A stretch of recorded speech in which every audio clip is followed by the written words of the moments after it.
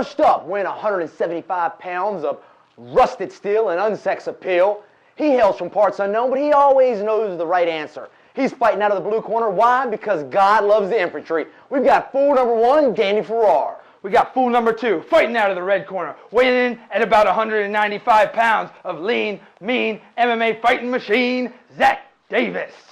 Hey everybody, welcome to Two Fools on Stools. I'm fighting out of the blue corner. Of course, I'm fool number 1, it's Danny Farrar. I'm fool number 2, Zach Davis. And listen, for all of you that came out to Buffalo Wild Wings and took part in the live show that we did out there, you knew that something new and exciting happened for the first time ever. Zach picked correctly, and that's because Zach agreed with me. Well, I think actually the bigger deal was that we actually agreed all the way down the card. I was hoping to have some sort of like wing bet or something like that, but we picked all 5 fights exactly the same. So we needed to go back to the undercard, but it was too late. The undercard had already started, so we tied exactly this time.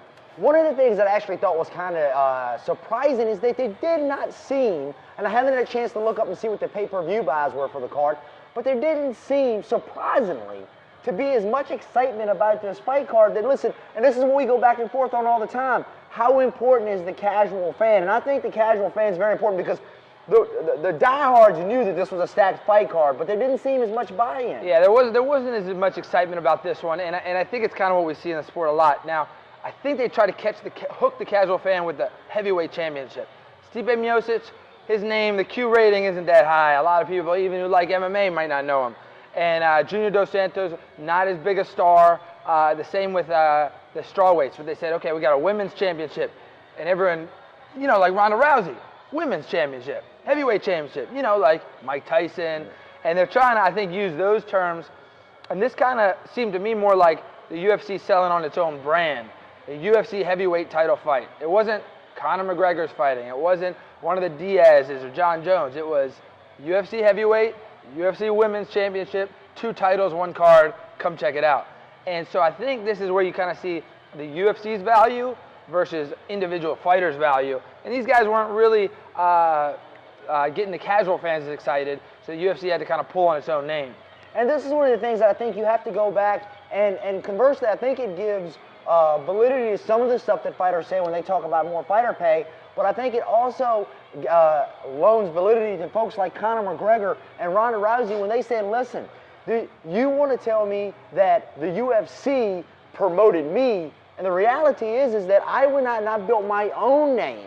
And so you see that people it didn't matter that the UFC pushed Stipe. It didn't matter that they pushed it, as you said, it was a heavyweight title fight. What mattered is that the people that were fighting on the card, they hadn't built their own brand recognition well. And as a result, when we're sitting in Buffalo Wild Wings and we're looking around the crowd, what we're seeing is die-hard fans. As a matter of fact, Zach, what we saw was people actually got our easy questions asked correctly. I know. What was cool is that the people that came out to see our live show, they were more interested in the fights themselves. It was the hardcore fans. And you look at the card from, at least, let's just go to the main card. The guys on it were all the ones who, their skill is undeniable, but their names aren't that big. I mean, Frankie Edgar, former champion, but he never really was a big draw. We had Eddie Alvarez, former champion of every division, in across the different organizations. Stipe, Junior, Joanna. What you saw was high quality fighters. And it was kind of cool that finally people, our trivia question, the guy came up with Yair Rodriguez.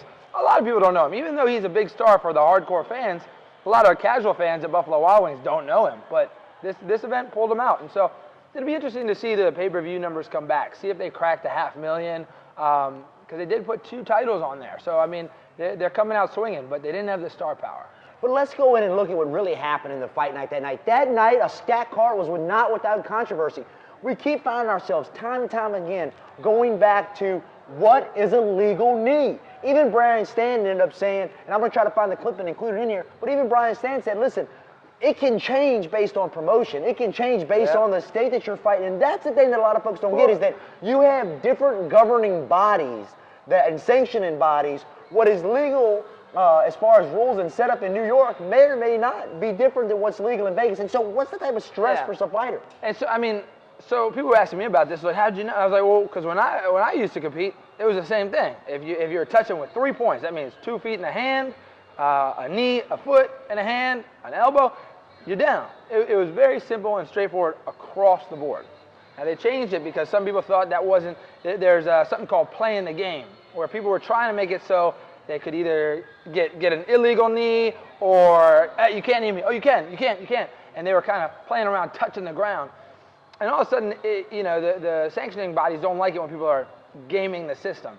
So at that point, after the people have been doing this, some states decided to change the rules that you had to have 2 hands all the way down. Not a finger, not a thumb, the whole palm down or the whole fist down. So now you have a decision that has to be made by the referee in the moment about where is this fight, what's the legality right here. And I mean, I swear to God, we're watching the fights in slow motion and we're still wondering what happened. So it's putting the refs in a tough position when you have, they used to be the unified rules, and the big joke now is that they're the disunified rules. Some states say this, some states say this. So it's a tough position for the fighters, it's a tough position for the referees. Speaking of tough positions for the fighters, do you know how we know that it's a very tough position for the fighters? Just go to Twitter and look at the fighters' reaction. The problem was even the fighters split. I don't mean we had 1 or 2 guys that said, hey, his knee was down, or hey, that was a legal knee.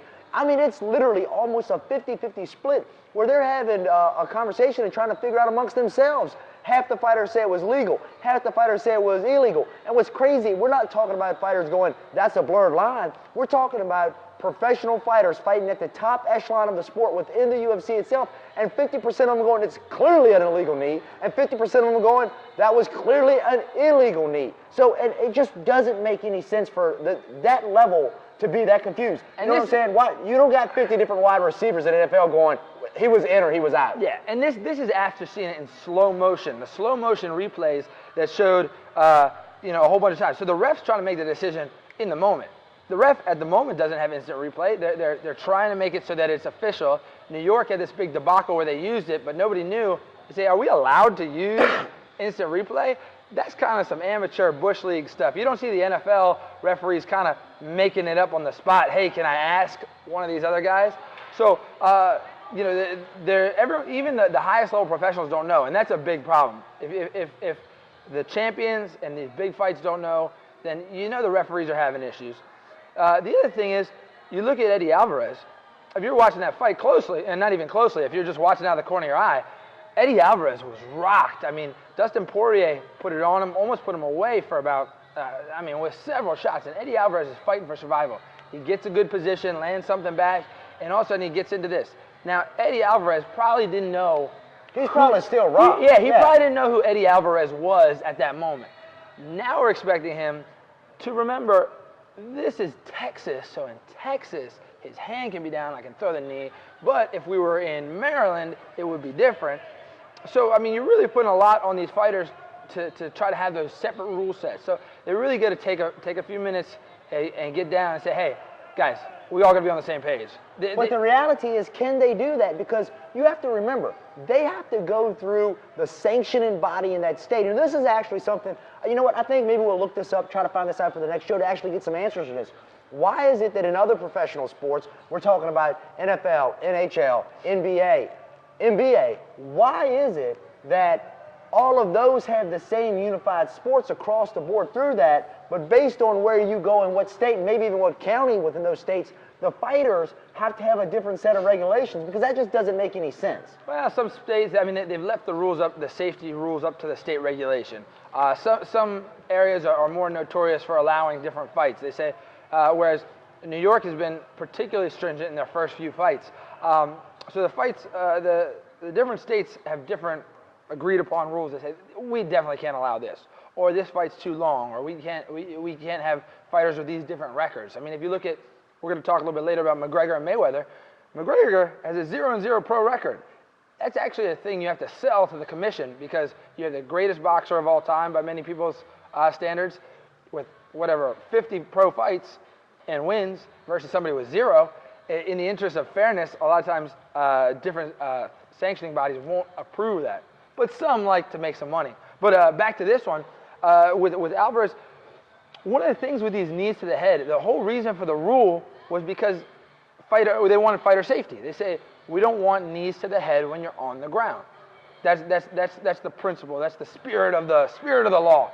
And what they've done now is, if you looked at Dustin Poirier, he had his hand covering his head, sorry, I don't mean to mess up the angle, but covering his head here, and he's defending the knees. Because he thought in his head about the rules, if I have my hand down, I can't get kneed. He takes his hand that's protecting his brain, puts it on the ground, says, ref, I'm good, right? Gets kneed squared in the face. If he didn't have these confusing rules, he would have still covered his head, he would have addressed it, and there wouldn't have been any issue. So it's funny, the rule that's trying to protect fighters is making them more vulnerable. And Poirier would never have let himself get kneed squared in the head.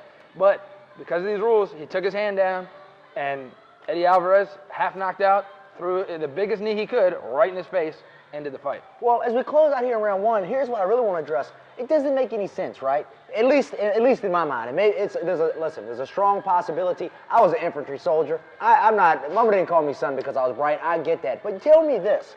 What is the difference between I can kick you in the head while you're standing up, I can Muay Thai plum and throw a knee directly to your front fender right here in standing up position, but somehow miraculously, if a hand is on the ground, you're more vulnerable than if I put. I mean, let me ask you a question. Go back to Anderson Silva when he was putting on clinics. Ask Rich Franklin, is there a huge difference between getting kneed with his knees on the ground or getting kneed in a stand-up position? I'm going to tell you, if you look at Rich Franklin's nose after that fight, you know there's no difference. Yeah, I mean, the knees can be just as devastating standing and on the ground. And there have been people that say for the sport, they should just make it that knees are allowed everywhere. And then what it'll do is it'll kind of change the sport. If the UFC likes the stand-up fighters, which sometimes, people say the casual fans like seeing the striking matches more, what knees on the ground does is it really hurts wrestlers. That wrestlers who want to shoot in, if you can sprawl in, throw a knee on them when they're on the ground, there's a penalty for a missed shot. So if you miss a shot, you're taking a knee to the head, you rethink your strategy. So a lot of the fighters have said, just allow the knees all the time and it won't get confusing. So it's something they can bring back in. Now, another interesting thing with this fight is that they ruled it a no contest. No contest means, there was an error. We didn't decide a winner. Dustin's appealing that. Yeah, he's because it was they listed it as a disqualification. So the real difference here is that a no contest means something was accidental. Disqualification means that you did a foul on purpose. And it's hard to say that Eddie Alvarez didn't throw that knee to his head. Eddie Alvarez contends, I'm not a dirty fighter. We're fighting. Things happen. We're confused about the rule, so it would be hard to say that Eddie Alvarez isn't. So it ended up being a no contest, but for me, Dustin Poirier took the shot to the face. Eddie Alvarez and he gets no payday because of that. They get no payday. They get no win bonus. The UFC must love it because they didn't have to pay either win bonus. So it's they're appealing it now. We'll see if they make a change, but I think this decision will actually kind of help make the athletic boards start to rethink this rule that's confusing everybody. Well, hey, guys, we're going to take a pause here in between rounds, and we're going to give a shout-out to our sponsor, Buffalo Wild Wings, Beer Wing Sports. You have to be there. Check Zach getting fueled up, and we'll be back in 5. You got a case of the Mondays? Well, let's turn that into a case of the Fun Days. Head over to your local Buffalo Wild Wings, because Beer Wing Sports, you have to be here. Hey, everybody, welcome back to round 2 of Two Fools on Stools. And listen, what we want to talk about today is, guess what, guys? There's levels to this game. And we found that out the hard way today. At least, I have to say, someone else did. I always knew there were levels. That's why I don't fight in the UFC. But we saw Frankie really put it on y'all. Yeah, he had the answer for El Pantera. So El Pantera's been on a tear. He's been really exciting. Everyone's really pushing him. The UFC loves him because he's marketing gold. Just his style, just watch him. You know he's doing something you definitely can't do. So he's coming out there spinning, flipping, knocking people out, and he's doing it to decent guys. So everyone was hyped up about him going out there. Frankie Edgar, a true test, one of the true guys. Not somebody, not fodder, not feeder. This is a guy who just fought for the title. Let's see what Yair Rodriguez can do. And boy, he came up short. Listen, sometimes you think the quiz prepares you for the test, and the quiz was BJ Penn. And BJ Penn, listen, that was one of those, but that was an open book quiz, if you were y'all, because you're going in there against a guy that is really dated, really past his prime. Honestly, he's undersized for that division. Was way small for when he came in there, and it's crazy because BJ used to be 155, but again, that shows the evolution of the sport. So he thought he was ready for the test, but Frankie showed him he didn't have the answer. Yeah, Frankie really brought it, and we talked before the fight about this, about what is Frankie Edgar, where is he at in his career now? Because if at this point He just fought for the title. He's fought for the title a bunch. We felt like he was really on the backside of his career and working his way down. So this fight was kind of the new young stud coming up, and it really felt like Frankie Edgar was going to be someone they tried to build and put this guy over with. And he didn't have it today. So, he didn't have it yesterday, but we're hoping to see some of the more dynamic kicks. He landed a few kind of at the beginning, but by the time Frankie got him on the ground, it was game over. But what's crazy to me is it often seems like that, and every time I say the answer, I feel like, who, pun intended. But it always seems that the thing when you're in the fight sport, well, you defeat this with this. But the thing that you can defeat it with is the thing that defeats that. So it doesn't make any sense. So everybody's like, well, the ground... Rock, paper, scissors. Yeah, the ground, you can take that, you talked about it earlier, you can throw a knee, you can throw a kick as a fighter shooting, as a wrestler shooting in. But then the way that you negate those long kicks is that you get in close and you grab them, you put a kicker on the ground. So it's just funny, it's who can get their game off first, right? You know what the other person's going to do. Again, it's much like that football analogy. You know that they're going to run it, can you stop the run? You know he's going to kick, can you stop the kick? And Frankie proved that he could stop the kicks. Yeah, Frankie Edgar really proved to me that he was still relevant in the sport. And, I'm hoping, he can work his way back up.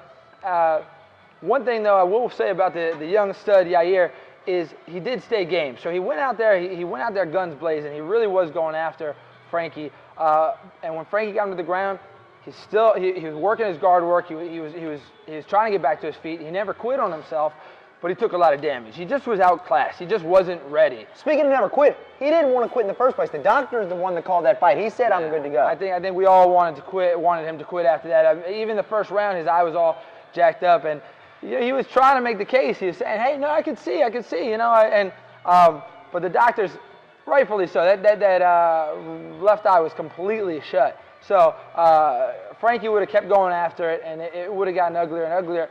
And this is actually why they have the athletic commissions there. It might have shortened a young fighter's career, the amount of damage he could have taken in that third round, not being able to see an entire side of Frankie.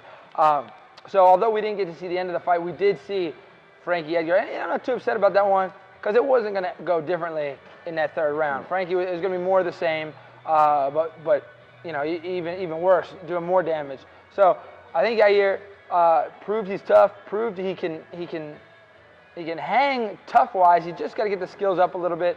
And Frankie showed everybody, hey, I'm still part of this division. Don't count me out just yet. Well, the thing that's scary about everything is that you go back and you look at people that have that flashy or that karate style, because for so long people say karate doesn't have any place in the UFC. But Loyola came in, and all of a sudden it was the Machida era. And then you had Tyrone Wonderboy. Everybody was super amazed at how flashy he was. The problem is, when it comes to these flashy guys, is when they get figured out, they get figured out. And so that's my only concern about y'all as being a young guy in the sport. Did Frankie lay the blueprint and the framework for how you go out there and beat this young dynamic guy? Well, sometimes, you see these fighters who get shut down. And it can be, with some of them that they get figured out and it's just a drop-off. Because now all of a sudden we got the formula and other people can do it. But it's hard to recreate what Frankie did. Frankie was able to use his striking to get in close. He has solid takedowns, good control on the ground, good ground and pound, good cardio. Yeah, okay, that's the formula. Be good at all those things. That's not a very easy thing to do, is be excellent like Frankie is, and that's why he's had such success. But Yair, I think he's just going to have to make a few adjustments, work on his takedown defense, work on getting back up. He was trying to attack off the ground, but Frankie Edgar is so solid, not getting submitted. I mean, if you look at Yair, was trying to throw triangles up the whole time. Frankie was just kind of surfing around and punching, surfing, elbow. Until he did so much damage, Yair was out of the fight. Looking after this one, though, now Frankie's kind of in a funny position. The Uriah position. Yes, he's fought Jose Aldo twice. Jose's the champion right now. He's fought titles at 55. It's kind of hard. He's definitely right there, but we've already kind of seen how that game plays out. Where do you think he goes next? Well, what you have to look at, and what's crazy about Frankie is that when you think back that he was the 155-pound champion, that he actually defended that belt, you look at a guy that was undersized at 155, but the reality is if you're looking at the champions now, he's undersized at 145. He was smaller than Jose, and when I saw Jose stand next to Holloway when they started doing their presser, I'm like, man, Holloway's way bigger than Jose is. So you find yourself in a real perplexed situation. I don't think you have a ton of names. Again, Conor McGregor kind of took the soul of that division out when he took the title and went home. But what are you going to do? Frankie is a proven guy. has skill sets that he needs, but is he going to be able to go in and rise back up? You don't want to. The UFC doesn't want to run Jose and Frankie 3 times. That doesn't want to go. But if you're going to put him in there against Holloway, Holloway's such a proficient striker, so good on the ground. He's been a bust on himself. If he goes out there and clean Jose's cock, it's hard to make the case for Frankie to fight him next. So who is your next viable title? And I don't think you have one. Well, I mean, looking at that division, if Holloway wins, I can see that's fresh. Frankie Edgar versus Max Holloway. I think it'll be a fun fight. Both guys have worked their way up, proven their talent. And it's interesting. You look at the. I mean, Holloway's his star kind of was built a little bit off of. You don't think Cub jumps him though if it's Holloway? I'm saying if it's Aldo, if Aldo wins this, Cub Swanson gets the next title shot because Cub. We just saw him beat Artem Lobov. He won that one handily. It was a main event, against a guy who has a little bit of a star rating just to get his name out there. Cub Swanson's skill's undeniable. He's always game for a title shot. He's always been title contender ready. It's just kind of working his way back up, stringing together enough wins. So if Aldo wins, I put Cub in there. If Holloway wins, you can do Edgar or Cub. But Edgar has the additional ability. He says he can get down to 35. He says he only wants to do it though if it's for a title shot. So now he's won this recent one. If Dillashaw and Garbrandt work their differences out, maybe he comes down, fights the winner. Maybe a Dominic Cruz super fight would be fun. So Edgar does have options, but one of them I don't think is Aldo again.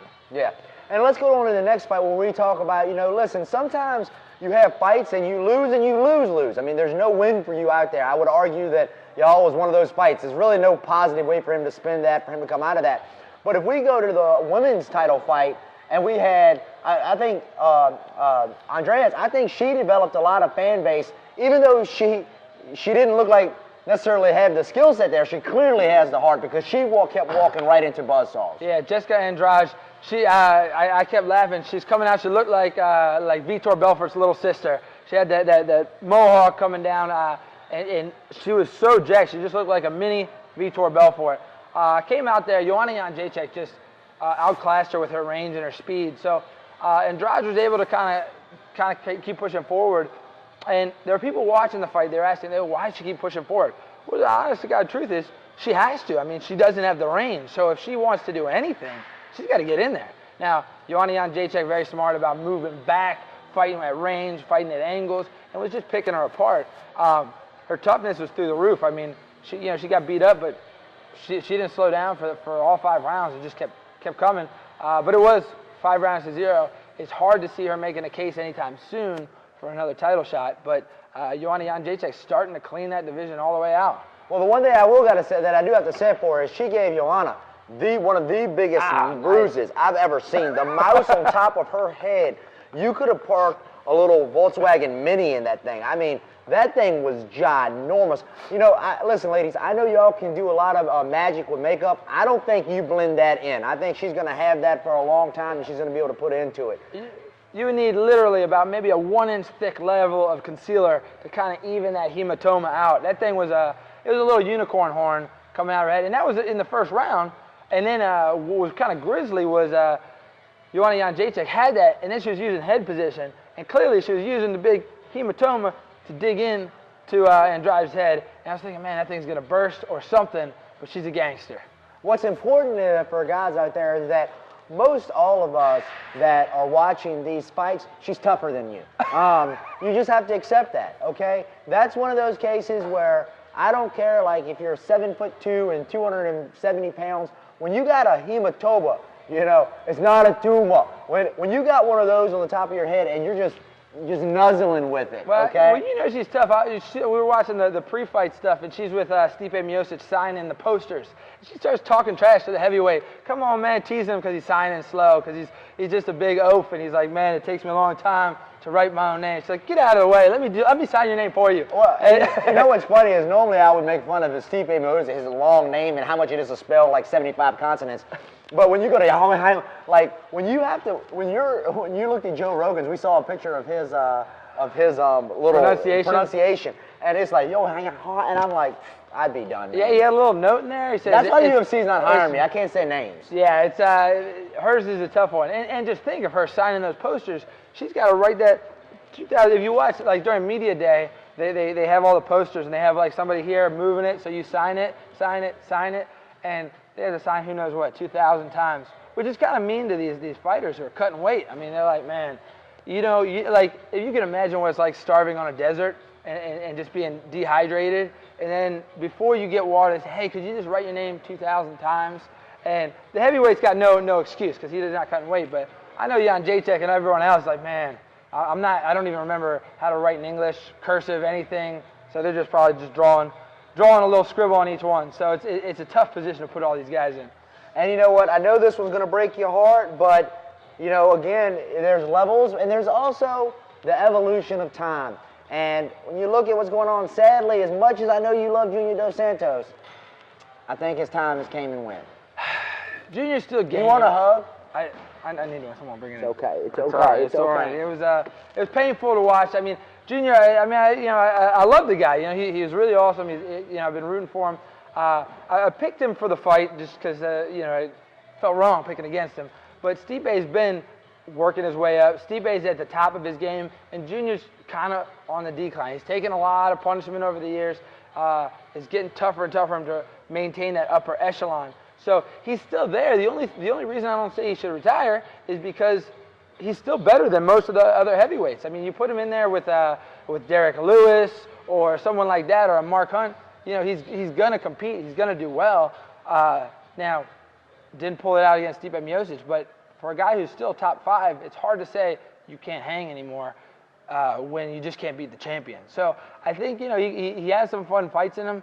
I'd say take a long time off. Let's just recover, get your chin better. But it looked like that wasn't his night. He wasn't moving around well with Stipe, so it wasn't going to go well for him. It's actually really easy to say that you can't hang anymore. You can't hang anymore.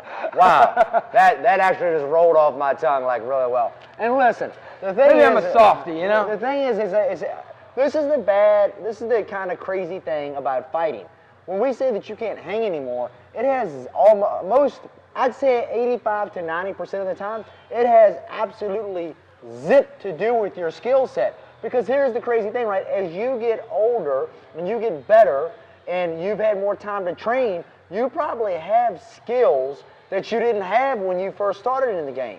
I wouldn't even say probably, I would guarantee that. But there's two major issues when it comes to fighting sports and combative sports. One, you lose that step. Rashad Evans has talked about this in the past where, you just don't move quite as quick as you used to. But the real thing is, and you see this, and this is why I'm worried and concerned about them talking about Chuck Liddell coming back out of retirement. Your brain doesn't heal. And when you're looking at guys that are over that are clearly over the 205-pound limit, we're talking about guys that are struggling and trying to make the 265-pound weight limit, and you're getting hit by those, no one goes, hey, you got hit by a Volkswagen. Take a couple years, and then come back, you can get hit by a Volkswagen again. Take 60 days off, and then we're going to hit you with another bus. Junior has, taken his damage, and he has risen to that point, and if he wanted to call it, it wouldn't be a hard thing. But it would be, he does have fun fights. He can make money.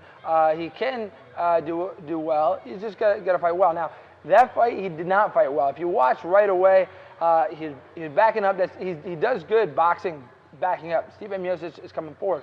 But he kept backing all the way into the cage, and as soon as I saw that was like in the first exchange, he had backed up into the cage. When you're up against power punchers, heavyweights, it doesn't take a lot of punches to knock each other out. You just need to land one, maybe two. Stipe had backed him up in the cage, and once you're there and you're kind of tripping over the cage trying to get out of the way, it doesn't bode well for the rest of the first round. And sure enough, Stipe lined him up finally.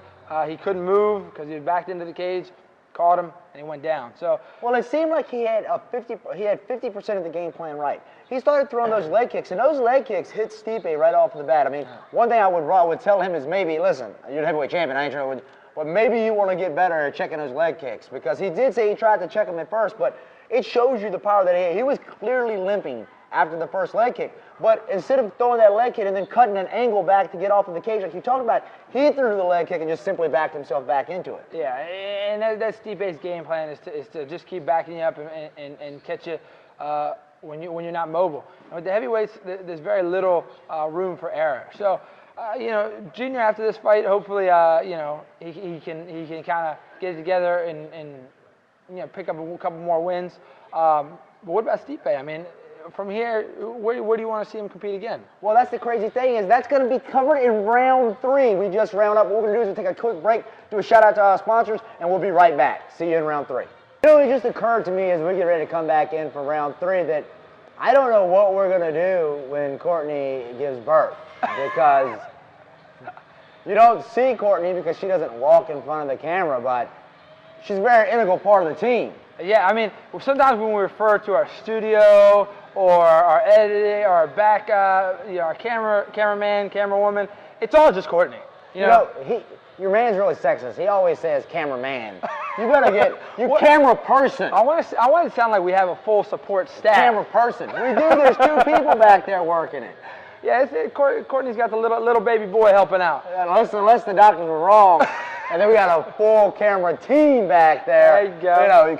You come out like twins. 3 twins, 4 sets of twins. I'm hoping. I'm rooting for it. Listen, we actually feel bad because in a part of the break, as we were giving a shout out, what's crazy is we forgot about Demian Maia. We didn't forget about him. We forgot about Demian Maia. No, I really was rooting for Demian Maia because it's complete BS that he had to even take this fight with Jorge Masvidal. I think Masvidal's ranked number 7, something like that.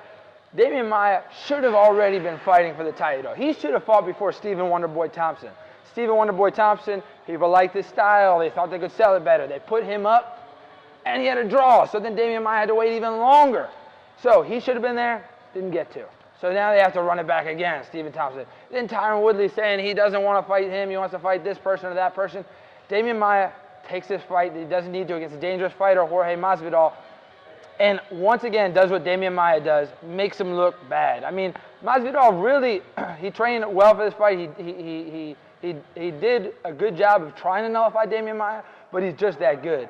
So Demian Maia now has been guaranteed a title shot, but in the UFC, nothing's really guaranteed. But here's the reality is I'm going to actually end up going against what so many people think. And I, for once, and I think of all the times that we've done a bit, I'm going to go ahead and buy into the hype, and I'm going to pick Tyrone for that fight. I mean, you're looking at a guy, yes, Demian Maia is world-class Brazilian Jiu-Jitsu, but the reality is, and I don't know where Jorge Masvidal ranks in world-class rating. I'm sure he's great at Jiu-Jitsu in his own right. But what you're going to see here is he's going to be fighting a guy that is extremely athletic, extremely powerful, hits like a truck, but also has a crazy wrestling pedigree. And we have seen that Demian is suspect ever since Nate Marquette spun him around with that punch. There's a lot to overcome there. I mean, Demian Maia, I really believe Demian Maia learned from that loss. I mean, you have to learn from getting hit. And it looked like a sniper shot Nate Marquardt out of the air. I mean, shot Demian Maia out of the air. So that's always been a highlight. And I think Demian Maia realized, hang on, I got to change up my game, get back to what I do well. And that's what it is. He goes in, single leg, can't get that half guard, gets him to the ground, takes the back, chokes him or doesn't, just beats him up. So Demian Maia's been able to do that. Now, Tyron Woodley. He's just an animal. Such a powerful, strong wrestler that if you looked at the fight, there were a couple of times that were a little bit nerve-wracking if you're a Demian Maia fan with Masvidal, where he was having some trouble getting him down in the second and third round. He's kind of on the leg, but he was having trouble, and Masvidal was starting to make him pay for it. And for a little bit there in the second, third round, it looked like, man, he might be in some trouble. Tyron Woodley's going to be harder to take down than that. And if he can't get him down, you saw Tyron Woodley had enough power to put away Robbie Lawler. You saw Rory McDonald hit Robbie Lawler with everything, including the kitchen sink, and he didn't go down. Tyron Woodley had enough power to put him away. That could be a million things, but he has that kind of one-shot power that put Josh Koscheck on his knees. So if Demian Maia can't get him down, can't put him away soon, it's going to be a tough night, especially with 5 rounds to deal with. At the end of the day, I think what you see with Demian Maia is that, listen, again, he is high level. I mean, forget high level. He's arguably the highest level Brazilian Jiu-Jitsu technician that we have seen in the UFC. But again, they talk about what is BJJ. It's really for, and what, how did it put a UFC on the map? The smaller, less athletic person can go out there and compete against somebody that's bigger than them. But the caveat to that no one wants to tell you is if they're bigger than you and not skilled. There's a reason we got weight classes. Just like we talked about earlier, there's levels to this stuff. And you were going in there against what is just a specimen of a man, which is Tyron Woodley. The only thing that I could possibly see is if he was able to wet blanket him somehow and tire Tyron out in that first or second round, because that has been Tyron's issue. Sometimes he does have a gas tank issue. Yeah, I mean, if he's patient on the bottom, Tyron Woodley will be able to kind of conserve his energy when he's in the bad positions. But I think Demian Maia gets him down maybe once or twice, doesn't put him away, and then has to take some damage. I think this will be a very tough fight for Demian Maia, despite his overwhelming success. Now, to go on one thing you said about jiu-jitsu working, regardless of size or anything like that, jiu-jitsu is very effective. The only time you really see it is when either somebody doesn't have it. So all the guys in the UFC are pretty skilled at jiu-jitsu. They're all decent. Demian Maia just is so much better that he can do this to black belts. So he is that high level. The only time you ever really see jiu-jitsu in terms of putting people away is when there's a big disparity. Somebody's not quite at that level. So a lot of people sometimes say jiu-jitsu isn't as effective. Demian Maia is the only one who's really winning with jiu-jitsu. The truth is, everybody has jiu-jitsu. You only notice it when somebody doesn't have it. So Demian Maia has really been kind of a renaissance man, kind of going back to the Gracie days of getting on their back, being a boa constrictor, and choking people out. First round submissions a lot of times. This time wasn't it, but was able to really nullify Jorge Masvidal. Yeah. And listen, early in the show, we already talked about what we thought that was next for Frankie. We thought that it really does depend on what's going to happen in this fight that's coming up that we're going to talk about in a little bit between Jose and Holloway. But then the first fight I really want to kind of figure out and talk about what's next, and that's what's next for Stipe. And I know for me that I know the correct answer what's next for Stipe, but let's go ahead and get the wrong answer out the way right now. Stipe has done very well. There isn't a clear contender. So where they're probably going to go with this one? Wrong. Cain Velasquez. That's because that's the clear contender, Zach. Cain Velasquez is the former champion. He's been sidelined by injuries. He has some setbacks, but he's the only one that anybody really can get behind and say this guy has a really good chance against Stipe. And the reality is that how many times can you come back from being hurt? And, we talk about this down there with AKA all the time about they just beat the teetotal HE double hockey sticks out of each other, and you do have a point of diminishing returns with that type of style of training, and that's why you look at almost every one of their champions. Yes, they have produced champions. You can make that argument till the sun comes up, but how many times have those champions had to pull out of fights, or how many times were some of those champions' careers cut really, really short because maybe their chin is gone? So you're going to look at that. I don't see Cain coming back and being able to be the Cain that everyone talked about, because what everyone kind of highlighted on with Cain was his cardio and his ability to go. I've always thought Cain was an undersized heavyweight, and now we're going to have to find out, at some point in time, I got bad knees and back. I'm 175 pounds of rusted steel, and so you have to sit down there. At some point in time, that does start to slow you down. Yeah, I mean, Cain's had his issues, shoulder issues, knee injuries. He's had a lot of stuff going on, so his body's banged up, but he's still the best heavyweight, other than maybe Daniel Cormier. But he's the best out there right now, and it's just whether he can get. But Stipe tied a record. I mean, he tied a record for title defenses. Man, so isn't that crazy? I know it is crazy. The UFC heavyweight division is so weak. I mean, you're looking at Demetrius Johnson with 10 consecutive tied for it. UFC is. I feel like Stipe just won it. So. Yeah, two title fights. He's defending. He's the man. 2 defenses. And when you sit down, you have to look at what's going to go on there. Is that the truth is, if Stipe, and it's crazy, right? Because you just talked about it. If Stipe comes out and is able to defeat Cain and maybe win one more fight, there you go. There's your greatest champion of all time. Ngannou. There's a new stud that's coming up, but he's so raw. He's still in that Yair Rodriguez, maybe even a little bit lower, that he's really fresh. He hasn't quite gotten that many wins. He's just getting his feet wet. So it would be rushed if they pushed him all the way up there. I think he needs a couple more fights. Some people were calling for that one because I think he's won 7 in a row, 7-0, something like that. But he just hasn't had the level of competition, and it just is unfair to him to put him in to the heavyweight title picture before he's had a chance to really figure the game out. So I think they hold off on that, maybe let him get another fight or two, have Kane do it. There's another one people are pulling for, Derek Lewis. The fans are starting to like him. He's won a lot, and he's entertaining. Now, do I think he has a great chance? No. Do I think he's an elite caliber heavyweight that's going to be the top 3? No. But will he put on a fun fight? Yes. Will him and Stipe really throw down? I think it'd be an awesome fight. So they might do that one next if our big man, Derek Lewis, can get past Mark Hunt. But those are the 3 that come to mind. Other than that, maybe Fabricio Verdum if he can pull off a win or 2. Now what we're going to do is we're going to jump ahead to like predicted fights or fights that we're doing. First, what we're going to do is we're going to go with the fight that we know 100% is going to happen. I believe it's June 3rd, and that's where we're going to see that Max is going to get his wish. He's went out and he's been making fun of Jose for running, called him where's Aldo, and did that awesome posture of I found you. But you know what they always say?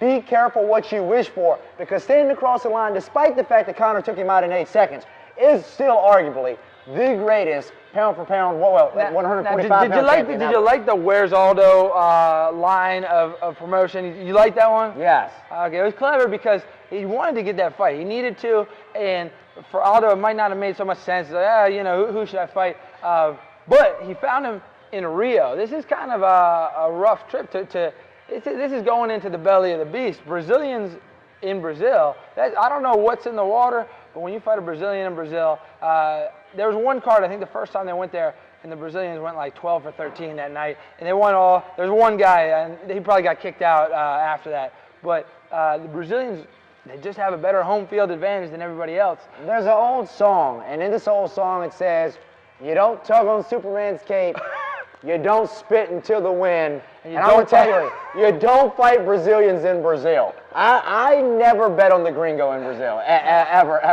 And, I was hoping for, I am rooting for Holloway. I think he's going to give Aldo a lot. I just don't think, he'll be able to give him more than he can handle. I think he proved that he wasn't a changed fighter from the Conor McGregor fight. That was a big concern. Was he going to be kind of losing his mojo? To be able to take out Frankie Edgar is no small task. Frankie Edgar is, as we just saw the other day, Frankie Edgar is far from washed up. He's still very good, and Aldo was able to win that fight pretty clearly. And so he's still got it. He's up against Holloway. I think he takes that one in Brazil. You think he takes Holloway? I think he beats Holloway, yeah. Wow. Why do you continue to get wrong? It's in Brazil. Holloway's going to come in. It's going to be a riot afterwards in Rio. I was on the fence with the Holloway, but when I saw the size discrepancy, I'm like, Holloway he's great on the ground, he's great throwing hands, he's younger, he's hungry, wants to prove himself, felt like he's been overlooked time and time again despite an impressive track record, and he's just so much bigger.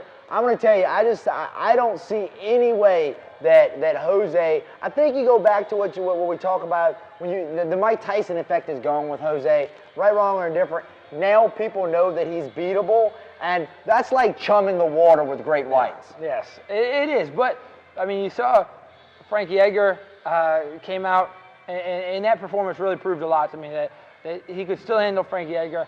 I think he gets it done with Max Holloway in Brazil. The crowd goes crazy.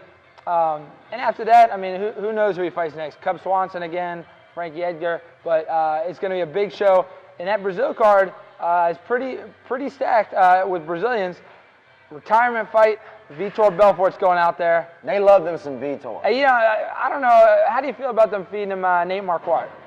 I don't think it's a feed. I think it's honestly a really contested fight on both ends. I mean, if you look at it, Nate Marquardt is he's the journeyman that just doesn't stop the journey. I mean, he's always, been a game guy. Again, you talk about the 170-pound champion. Nate Marquardt went video game on him when he knocked him out. I mean, people still bring that loss. That loss still haunts the champion today. So, you know, I don't think it's like an easy fit to him. I think it's going to be a tough fight for both of them. Well, this fight, I mean, you know, it's good to see Vitor. Vitor's kind of always been kind of a controversial figure.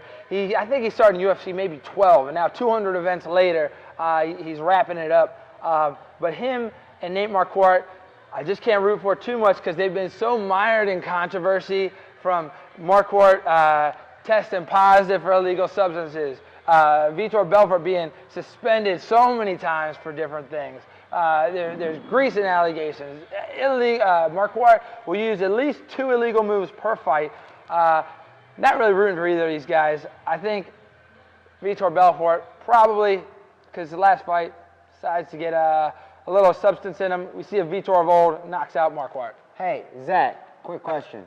Is that your natural hair positioning, or did you cheat and put some substance in it? Are you saying I'm using hair performance enhancing? I feel like using hair stuff. Well, hey, listen, man, we're at 5 minutes. I knew this round was going to go by real quick. I feel like we always talk about Conor McGregor, and so I just want to say, hey, I just want to say in passing that Dana White said at the end of the post-conference that he thought that they were going to be locking down Conor's side of the agreement, which really to me, honestly, doesn't even mean much. That wasn't even the hard agreement to lock down. Locking down Floyd's going to be the difficult thing. What I want to use the last couple minutes of is that the UFC is doing something that I think is really unique. It's not necessarily something that that I think people think when they see it, but they're going to be inducting Joe Silva into the Hall of Fame. I think that's a class act move on their part, because what the average casual fan, and honestly maybe even the diehard fan, doesn't know, how many times have you heard the saying, styles make fights?